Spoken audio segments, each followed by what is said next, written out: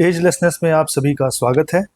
आज के वीडियो में हम जानेंगे पिछले 1 से 1.5 सालों में जितने भी इंडेक्स और रिपोर्ट्स आई हैं उनके बारे में जो भी इम्पोर्टेंट फैक्ट्स हैं हम उनको जानेंगे। इन इंडेक्स और रिपोर्ट्स को कौन सी संस्था जारी करती है, उसमें पहले स्थान पर कौन सा देश या स्थान रहा है, उसके अलावा भारत का उसमें कौन सा स्थान रहा है, इसके बारे में भी हम जानेंगे। तो अब हम एक एक करके इन इंडेक्स के बारे में जानेंगे, उनके इम्पोर्टेंट फैक्ट्स जानेंगे। वैश्विक नवाचार सूचकांक 2024। इस सूचकांक को बौद्धिक संपदा संगठन द्वारा जारी किया जाता है। इसमें 133 देश सम्मिलित थे। पहला स्थान इसमें स्विट्जरलैंड को प्राप्त हुआ। भारत की रैंक 39वीं रही। 2023 में भारत की रैंक 40 थी। Global fire power index 2025। इस इंडेक्स को globalfirepower.com द्वारा जारी किया जाता है। इसमें 145 देशों को सम्मिलित किया गया था।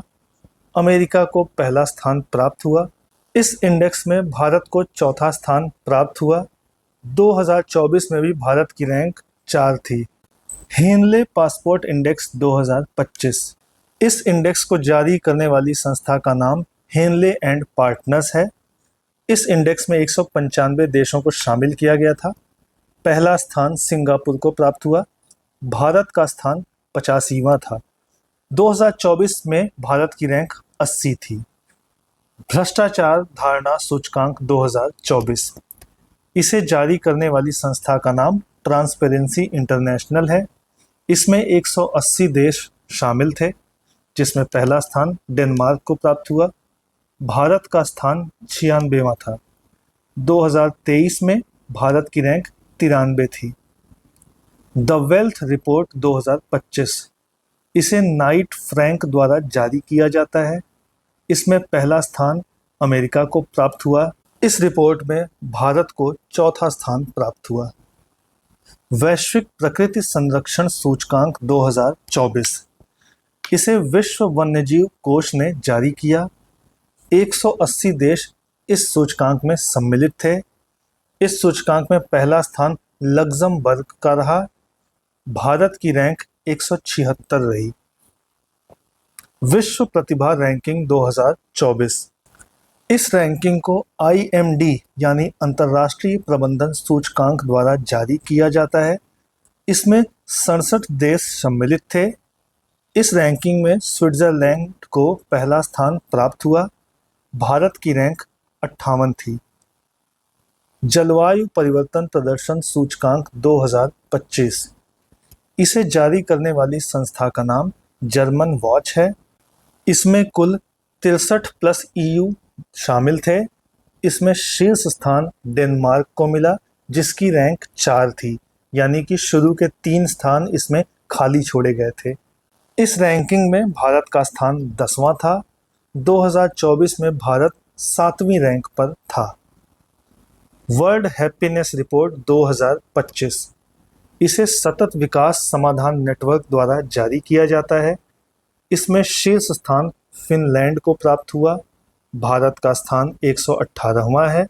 पिछली बार भारत का स्थान 126वां था, यानी कि भारत को 8 अंकों का फायदा हुआ है।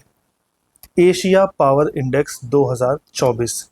इसमें कुल 26 देश सम्मिलित थे। पहले स्थान पर अमेरिका रहा। भारत का स्थान 3रा रहा। 2023 में भारत की रैंक 4थी थी। Network readiness index 2024। इसे पोर्टुलन्स इंस्टीट्यूट ने जारी किया। इसमें कुल देशों की संख्या 133 है। इस इंडेक्स में पहले स्थान पर अमेरिका रहा। भारत की रैंक 49वीं रही। AI तत्परता सूचकांक 2024। इसे IMF यानी कि अंतर्राष्ट्रीय मुद्रा कोष द्वारा जारी किया जाता है। इसमें सम्मिलित देशों की संख्या 174 थी। पहले स्थान पर सिंगापुर रहा। भारत की रैंक 72 रही। Global hunger index 2024। इस इंडेक्स में पहला स्थान बेलारूस का रहा। भारत की रैंक 105 रही। Global liveability index 2024। इसे जारी करने वाली संस्था का नाम द इकोनॉमिक इंटेलिजेंस यूनिट है। इस इंडेक्स में 146 स्थानों को शामिल किया गया। इसमें पहला स्थान वियना, ऑस्ट्रिया को प्राप्त हुआ। रूल ऑफ लॉ इंडेक्स 2024, इसे वर्ल्ड जस्टिस प्रोजेक्ट द्वारा जारी किया जाता है। कुल देशों की संख्या 142 है। पहले स्थान पर डेनमार्क रहा। भारत का स्थान 79वां रहा। ग्लोबल जेंडर गैप सूचकांक 2024, इस सूचकांक को विश्व आर्थिक मंच ने जारी किया। इसमें 146 देशों को सम्मिलित किया गया था। इस सूचकांक में पहला स्थान आइसलैंड को प्राप्त हुआ। इसमें भारत की रैंक 129 रही। 2023 में भारत की रैंक 127 थी, यानी कि 2 स्थानों का नुकसान भारत को हुआ है।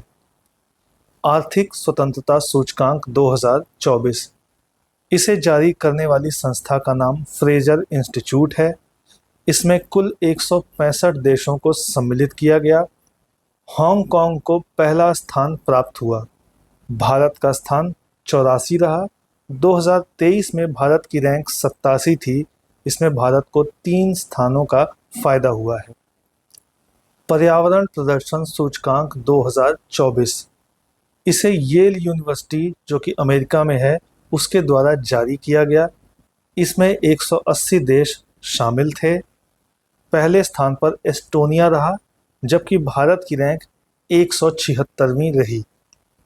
विश्व प्रेस स्वतंत्रता सूचकांक 2024, इस सूचकांक को जारी करने वाली संस्था का नाम रिपोर्टर्स विदाउट बॉर्डर है।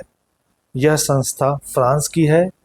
इसमें 180 देशों को शामिल किया गया। पहले स्थान पर नॉर्वे रहा। भारत की रैंक 159 रही, जबकि 2023 में भारत की रैंक 161 थी। इसमें भारत को 2 स्थान का फायदा हुआ है।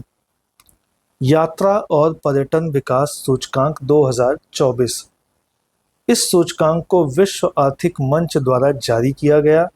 इसमें 119 देशों को शामिल किया गया था। इस रैंकिंग में पहले स्थान पर अमेरिका रहा और भारत की रैंक 39वीं रही। 2021 में भारत की रैंक 54वीं थी, यानी कि इस रैंकिंग में भारत ने एक लंबी छलांग लगाई है। टॉम ट्रैफिक इंडेक्स 2024, इस इंडेक्स को जारी करने वाली संस्था का नाम ट्रांसपेरेंसी इंटरनेशनल है। इसमें 387 शहरों को शामिल किया गया था। इसमें पहला स्थान लंदन को मिला। पहले स्थान का मतलब यह है कि यह लंदन सबसे धीमा शहर है। इसमें बेंगलुरु को 6वां स्थान प्राप्त हुआ। बेंगलुरु भारत का सबसे धीमा शहर है। वैश्विक शांति सूचकांक 2024, इसे जारी करने वाली संस्था का नाम institute for economics and peace है। इस सूचकांक में 163 देशों को शामिल किया गया। इस सूचकांक में पहले स्थान पर आइसलैंड रहा। भारत की रैंक 116वीं रही। पहला साइबर क्राइम इंडेक्स 2024, इसे ऑक्सफोर्ड विश्वविद्यालय के नेतृत्व में जारी किया गया। इसमें 97 देशों को शामिल किया गया। पहले स्थान पर रूस रहा, जबकि भारत का स्थान 10वां रहा। वैश्विक ऊर्जा संक्रमण सूचकांक 2024, इस सूचकांक को विश्व आर्थिक मंच द्वारा जारी किया जाता है। इसमें शामिल देशों की संख्या 120 रही। पहले स्थान पर स्वीडन रहा, जबकि भारत की रैंक 63वीं रही।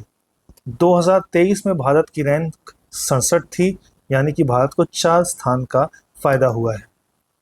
ग्लोबल यूनिकॉर्न इंडेक्स 2024, इसे जारी करने वाली संस्था का नाम हुरून इंस्टीट्यूट है।